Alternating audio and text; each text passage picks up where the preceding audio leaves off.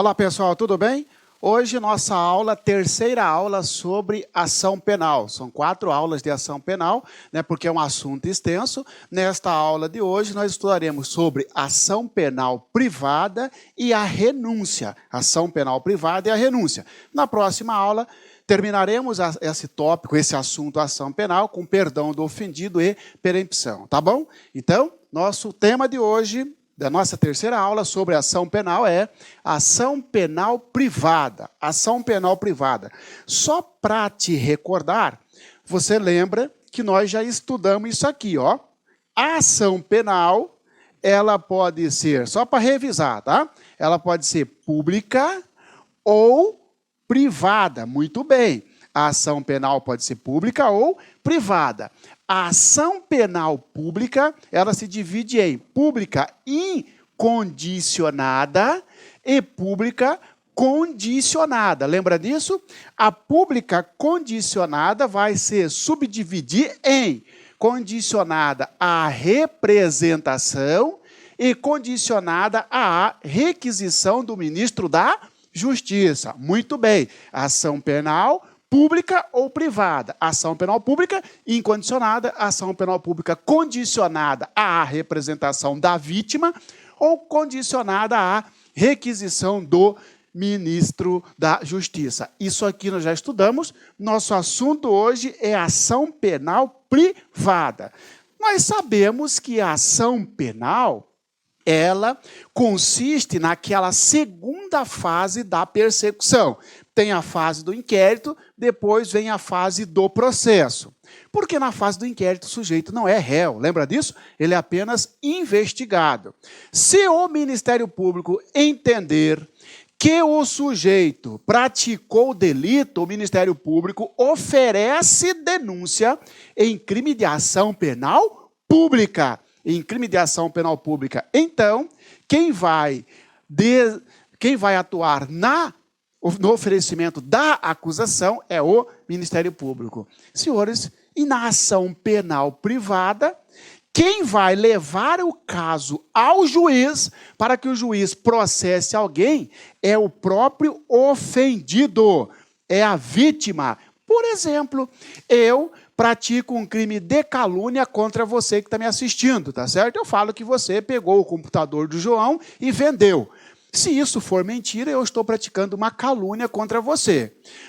Tá? O CPP fala que cabe a você, em crime de calúnia, tá certo? O Código Penal, melhor dizendo, diz que cabe a você, em crime de calúnia, cabe ao ofendido acusar o sujeito. Esta acusação é através de um instrumento chamado queixa-crime. O ofendido, que é a vítima, então, vai contratar advogado para oferecer uma acusação contra mim, porque eu pratiquei um crime de calúnia contra você. Tá bom? Professor, então, no crime de calúnia, melhor, na ação penal privada, o Ministério Público não é o acusador, né? Não é acusador. O Ministério Público, ele funciona como fiscal da lei. Só vai ficar de olho. Ele é o acusador na ação penal pública. Porque na ação penal privada, como o próprio nome já diz, é privativo. Melhor, é numa seara particular do ofendido. Cabe a ele, ofendido, se você quiser me processar por crime de calúnia, aí sim. Se você não quiser, o que tem a ver o Ministério Público com isso? Tá bom? Então, tá, nosso estudo é ação penal privada, tá certo? Então, voltando aqui na ação penal privada, tá? O conceito dela aqui, senhores, ó, é a ação penal em que o Estado transfere a legitimidade para a propositura da ação penal, à vítima ou a seu representante legal. Tem pegadinha aqui, tem pegadinha, ó. Sobre a ação penal, indique a alternativa correta. Letra A. A ação penal é aquela em que o Estado transfere à vítima o direito de punir. Falso. Falso. Cuidado, hein? Só o Estado tem direito de punir. Só o Estado tem direito de punir. Se eu praticar um crime de calúnia contra você, É de ação penal privada. Mas não significa que o Estado está falando para você, pode punir o marciano. Então você pode contratar pessoas para me açoitar, porque pode punir o marciano, ou então se prende eu na sua casa. Não. O Estado não transfere o direito de punir para o ofendido. O Estado transfere o direito de acusar, que era do Ministério Público, que é do Ministério Público na ação penal pública, e passa para o ofendido na ação penal privada. Então, cuidado. Letra A. A ação penal privada é aquela em que o Estado transfere o direito de punir ao ofendido ou ao seu representante legal. Falso. O correto é, a ação penal privada é aquela em que o Estado transfere o direito da iniciativa da ação. Ou seja, cabe a você, é iniciativa seu, me acusar ou não. Se você não pretende me acusar, acabou. É aquela em que o Estado transfere a legitimidade para a propositura, para entrar, para propor a ação penal à vítima. Transfere a propositura da ação penal para a vítima ou para o seu representante legal. Tranquilo? Beleza? Sendo que esta função, lá na ação penal pública, é do Ministério Público e na ação penal privada é do sujeito. Mas, professor, quando se fala isso, me explica o seguinte, ó, aqui tem um inquérito policial, depois vem o processo, professor. Onde que a vítima entra aqui nessa fase? A vítima, por exemplo, eu caluniei você, você procurou a delegacia. Você já não exerceu o direito de ação quando foi lá na delegacia registrar boletim de ocorrência para iniciar o inquérito ou o termo circunstanciado? Não.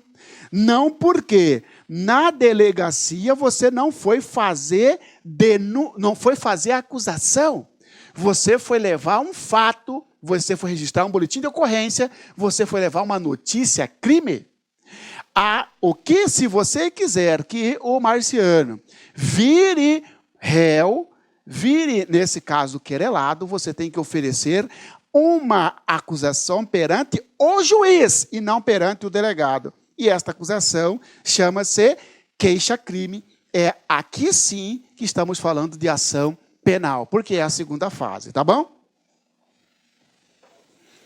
A ação penal, ela é regida, a ação penal privada, ela é regida pelos seguintes princípios. Você viu que a ação penal pública tem os princípios dela, né?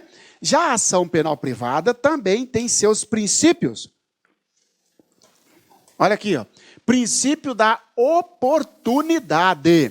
Princípio da oportunidade. Lá na ação penal pública é princípio da obrigatoriedade. Na ação penal privada não tem o princípio da obrigatoriedade. A obrigatoriedade sai fora e entra o princípio da oportunidade.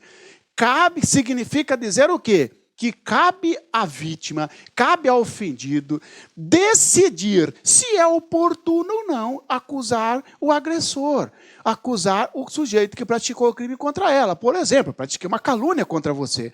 Você pensa, quer saber? Não vou mexer com isso. Ah, mas está todo mundo sabendo, até o promotor disse, problema dele. É você que vai verificar se é oportuno ou não. O Estado fala, estou transferindo para você o direito de acusar. Se você quiser acusar, acusa. Se não, você não é obrigado. Sobre a ação penal, indique a alternativa correta. Letra A. Constitui princípio da ação penal privada o princípio da obrigatoriedade. Falso. Porque se fosse verdade, você, vítima, estaria obrigado a acusar o sujeito que praticou um crime contra você. E você não está obrigado. Você acusa se você quiser. Quem está obrigado é o Ministério Público.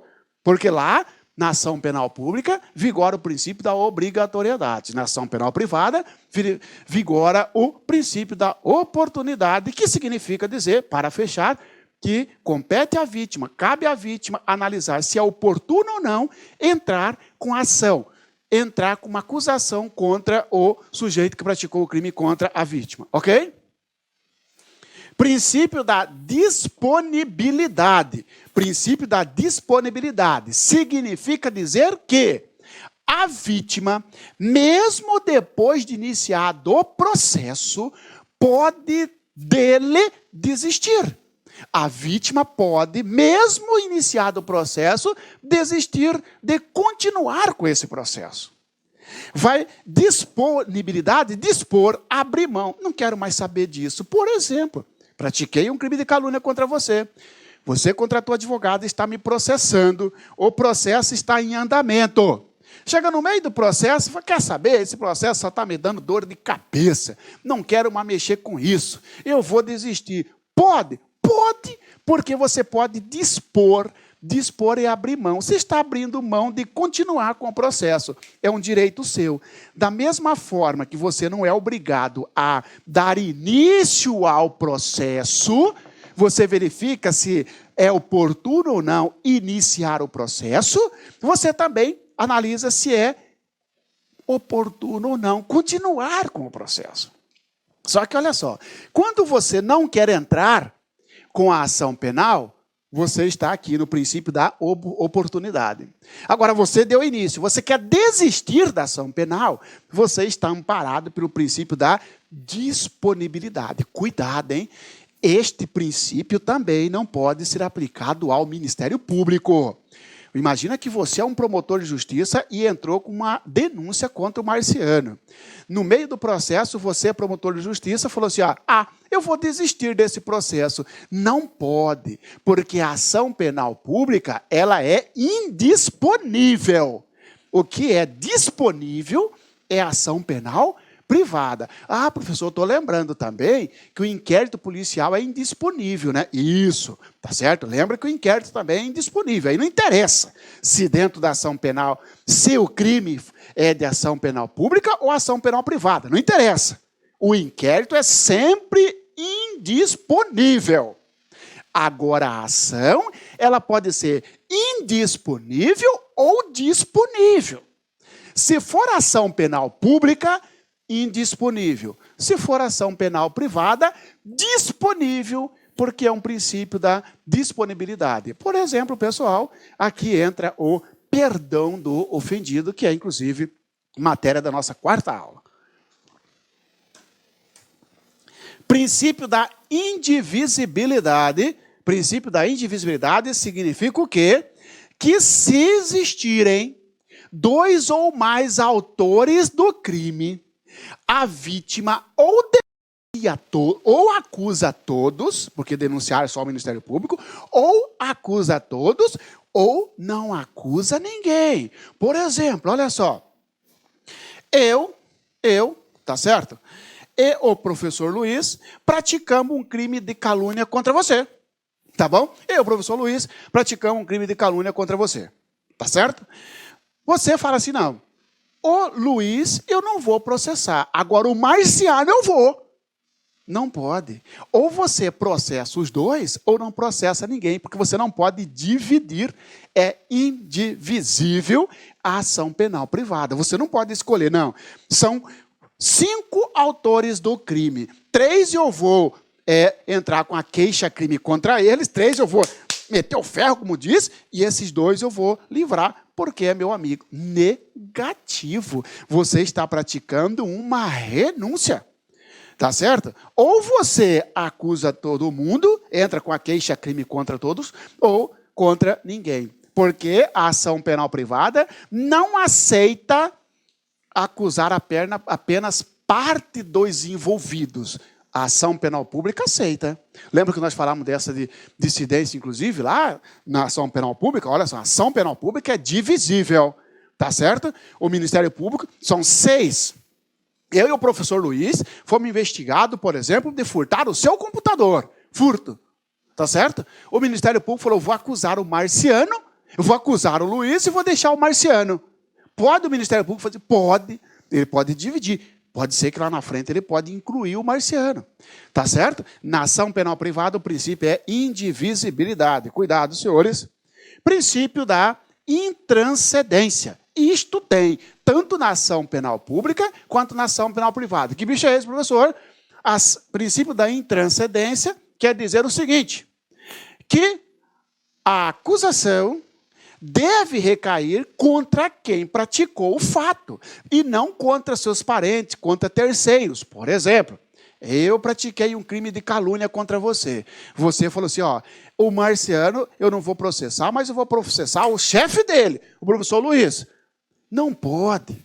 Você não pode transcender a pessoa de quem praticou o fato, porque a pena não pode passar da pessoa do condenado. O princípio da intranscendência, então, fechando, significa que a pena não pode passar da pessoa do condenado. Como a pena vai ser no final da ação penal, eu diria que a acusação, a queixa-crime, tem que recair sobre quem praticou o fato, não sobre seu pai, sobre sua mãe, ou o terceiro que não tem nada a ver, tá bom?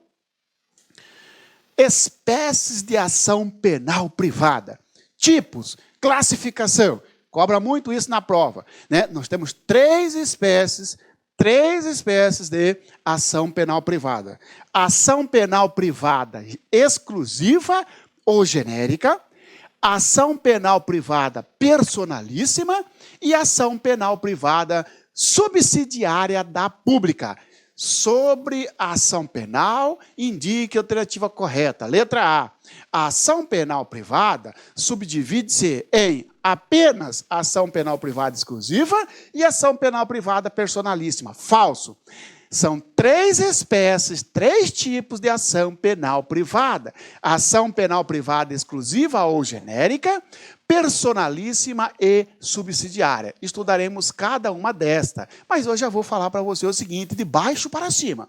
A ação penal privada subsidiária da pública é aquela em que o crime que o sujeito praticou é de ação penal pública.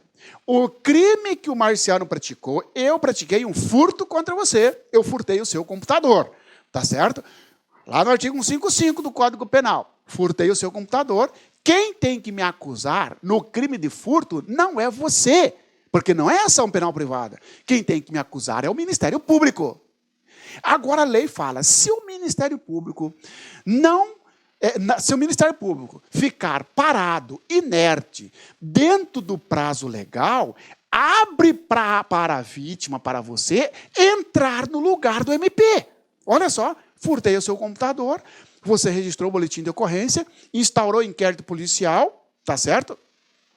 O inquérito policial foi para o Ministério Público simplesmente engavetou o inquérito policial. Está lá, está parado o inquérito policial. Você deixou passar os 15 dias do Ministério Público, para não ver o Marciano impune, você contratou advogado e está me acusando. Então, você entrou no lugar do MP, porque caberia ao MP. Esta é a ação penal privada subsidiária da pública, porque a palavra subsidiária significa em lugar de. Você está no lugar do Ministério Público, tá certo? E a ação penal privada personalíssima é aquela ação penal, é aquele crime em que somente a vítima pode acusar o seu crime, o suposto autor do crime. No Brasil, nós só temos um crime de ação penal privada personalíssima, que é lá do artigo 236 do Código Penal. Eu vou ler esse artigo para você daqui a pouco, tá certo? Tá? Não pode o seu pai, mesmo que eu seja menor, professor, não pode o seu pai, não pode seu padrinho, não pode sua mãe, só você pode. Por isso que fala personalíssimo. E ação penal privada exclusiva ou genérica, tá certo? Eu sempre falo, é o que não é personalíssimo e o que não é ação penal pública, ação penal privada subsidiária da pública. É aquela em que apresenta vários titulares da ação penal. É aquela que você ofendido pode, se você for menor, seus pais, né, pode. Se a vítima morreu, o cônjuge, ascendente, descendente, o irmão pode. Procuradores com poderes, tá certo? Nós estudaremos cada uma delas, tá certo? Vamos lá então, começando por esta aqui, ação penal privada exclusiva. Ação penal privada exclusiva, tá? Titularidade. Quem que exerce a ação penal? Porque olha só, pessoal, quando cair a ação penal privada, para você, ó, você fala assim, ó, você vai fazer um quadro para colocar na sua parede. A ação penal será pública ou privada. Sendo pública, você já sabe que será pública incondicionada ou pública condicionada à representação ou à requisição do ministro da Justiça. Você tem que ficar craque nesse quadro. A ação penal privada, ela vai se dividir em ação penal privada exclusiva ou genérica, ação penal privada personalíssima ou ação penal privada subsidiária da pública. Olha só, quantas espécies existem de ação penal privada? 3, você vai dizer, exclusiva, personalíssima ou subsidiária da pública. Estudaremos essa aqui, ó, ação penal privada exclusiva. Tá? Ação penal privada exclusiva.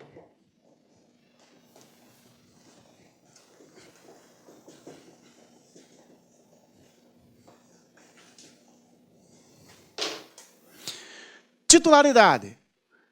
Ação penal privada exclusiva tem como titularidade. O que é isso? Titularidade. Quem que pode mover a ação? Quem que pode acusar o sujeito? Tá certo? Quem pode acusar o sujeito é o ofendido, ou seja, a vítima, quando for maior de 18 anos e portador de capacidade mental. Por exemplo, eu caluniei você, você tem 19 anos de idade, você então é maior de 18. Cabe a você me processar, porque você é o titular do direito de agir. Você é o titular para me acusar, o direito é seu. Se você não quer me acusar, o que tem a ver seu pai e sua mãe com isso? Você tem que processar o marciano, vai dizer seu pai para você.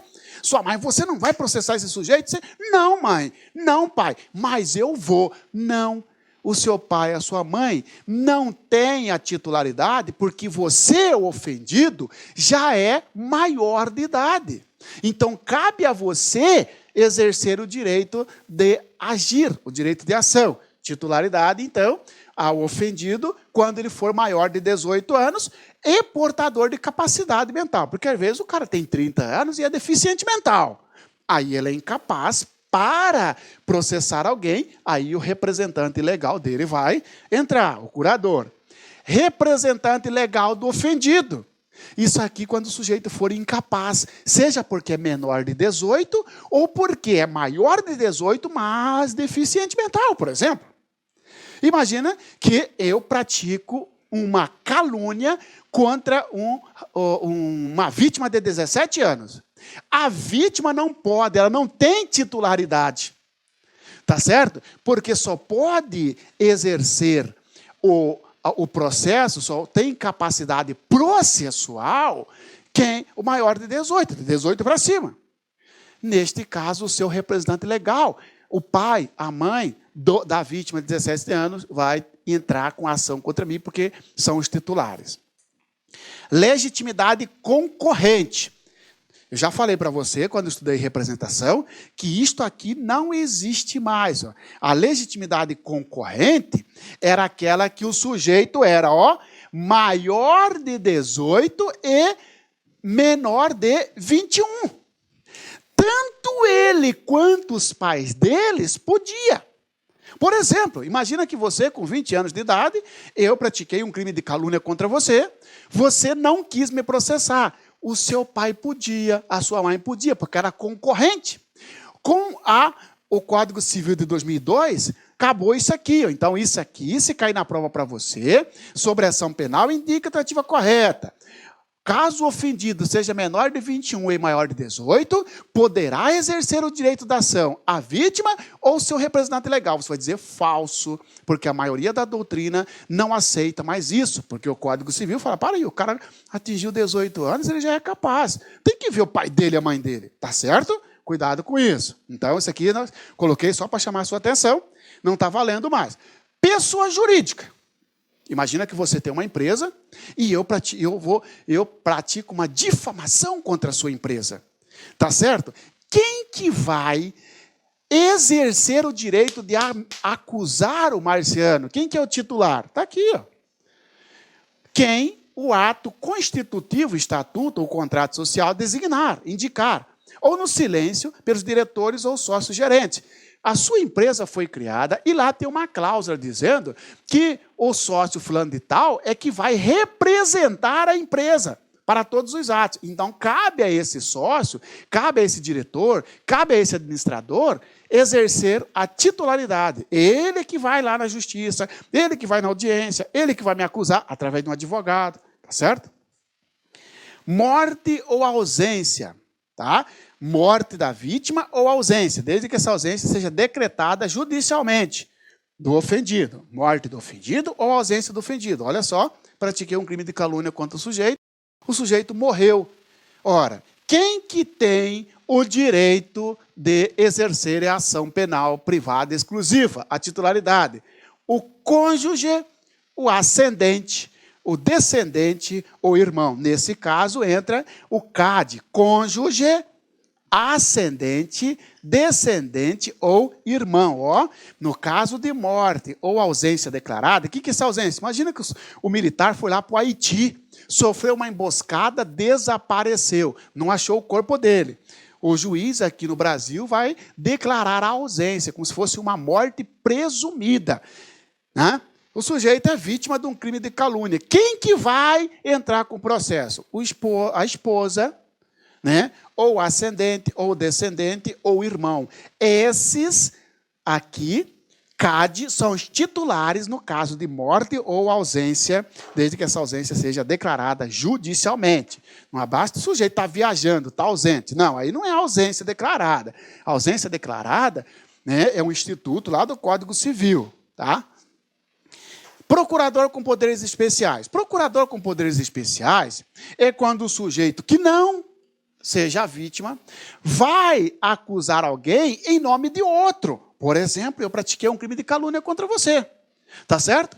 Você é a vítima, é maior de 18. Cabe a você me acusar. Só que você está viajando, é o culpado, você dá uma procuração para o José.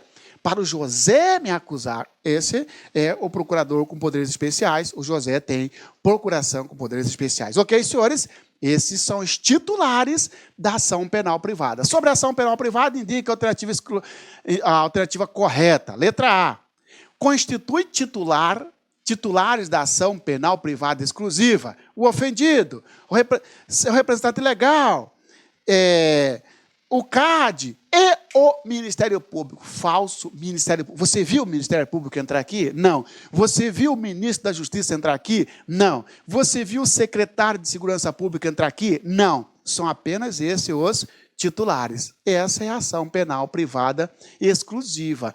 É aquela ação que tem o maior número de titulares, sim. Porque você vai ver que na personalíssima só pode a vítima. Na personalíssima é só esse item. Só pode a vítima. Vamos lá? Ação penal privada personalíssima. É aquela em que somente o ofendido poderá propor a queixa. É aquela em que somente o ofendido poderá mover a ação contra alguém. É aquela em que tem como titular apenas o ofendido. Tá certo? Olha que interessante. Se eu caluniar você, e se você tiver 17 anos, pode o seu pai, pode a sua mãe, tá certo? Porque na ação penal privada exclusiva, que não é esta, é a outra de cima, que é a anterior, né, ou genérica, tem um maior número de titulares, pode o representante legal. Na ação penal privada personalíssima, não pode nem o representante legal. Imagina que o sujeito, com 17 anos, sofreu um crime de ação penal privada personalíssima. Só ele pode. Como ele tem 17 anos, ele tem que esperar completar os 18 para ele entrar com o processo, já que antes dos 18 ele não tem capacidade processual. Só tem um crime que é do artigo 236, o único crime no Brasil que é de ação penal privada personalíssima é este 236 que diz, ó, do Código Penal. Contrair casamento induzindo em erro essencial outro contraente, ou ocultando-lhe impedimento que não seja casamento anterior. Pena, detenção de 6 meses a 2 anos. Isso aqui, por exemplo, né? Contrair casamento enganando o outro. Por exemplo, o sujeito tem uma doença grave, esconde essa doença grave do contraente. O sujeito esconde da mulher, tá certo? Ela descobre depois. Imagina os senhores que ela tenha 17 anos. O pai dela vai ficar enfurecido. E ela não quer processar o sujeito. Mas o pai quer. Não vai ter processo. Porque este crime que o marido dela praticou é o 236. Porque ocultou um impedimento que, se ela soubesse, ela não teria casado. Só que vem o próprio Código Penal e fala o seguinte: a ação penal depende de queixa do contraente enganado.